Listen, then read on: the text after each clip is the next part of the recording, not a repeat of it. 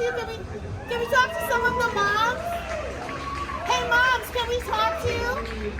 And some kid raises their hand and they want to ask some sex education question. Unaccountable to the other branches, unaccountable to the people, unaccountable to parents.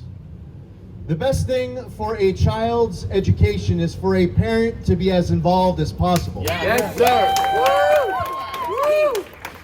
The best thing for a child's upbringing is for a family unit to be as strong as possible. Nuclear family.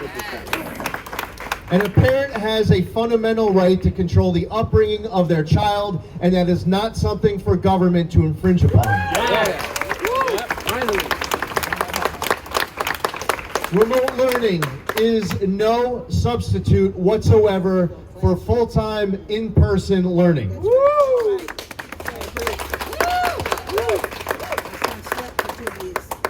For our kids who are in some college settings right now, it is wrong to be mandating these kids who have paid their tuition to get the COVID vaccine in order to be able to access in-person learning. And I do not believe that the COVID vaccine should be mandated for our grade school kids to go to class. Being around a classroom where all the kids were unique. And they all had different challenges. Some came from broken homes. Some had a struggle in a particular type of a category. Others, it might have just been some other physical challenge, but actually they were pretty close to grade level.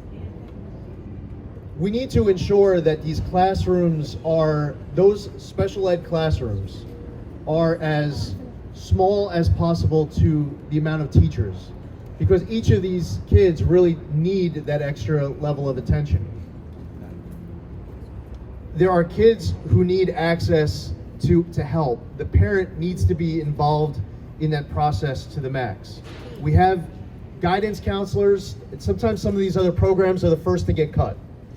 There are unfunded mandates that come from the state that, even if well-intentioned, result in a cost to an individual school district, where to pay for that unfunded mandate, they have to make up for the money elsewhere, and it's the school psychologist who ends up losing their job. Because it has nothing to do with those individual students, what you're teaching about what happened 150 years ago. Yes. As a matter of fact, the best thing is to strengthen that unity, have them closer, have them working stronger. And all of a sudden, if you inject particular material inside of that classroom, you can either purposefully or unintentionally start pitting students against each other. We should be teaching what is good about our history. We should be teaching about what hasn't been good about our history. There's a way to do that without pitting students against each other. Now, if you are inside of a classroom and you have some third grader while you're teaching a math class, now there's a lot more to say about education. Now we have a lot of topics to discuss. But without stealing any of Ina's thunder, I'll turn it over to her, because I know that there are some questions that are going to be asked. Ina, thank you again for hosting. Thank you for your leadership. To all of our co-hosts involved in setting up today, it's a beautiful day. It's a good thing we didn't do this for several days earlier this week.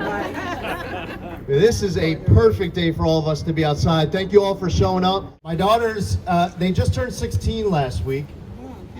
I hear it only gets easier now that my girls are 16. They just started 11th grade and starting to look at colleges. My daughters go actually to the same public school that I went to.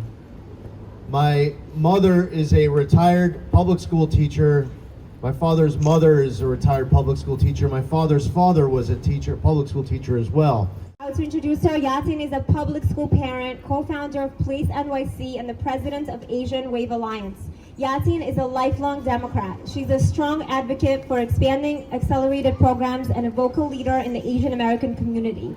In the past 3 years, Yasin has been working with moms across the city to fight the drastic changes in school admissions, classroom curriculum, and COVID policies that are hurting our children. Fighting the same criminal justice system that I am, that let 2 of the people who killed my son go. Alvin Bragg completely dismissed the murder charges against 2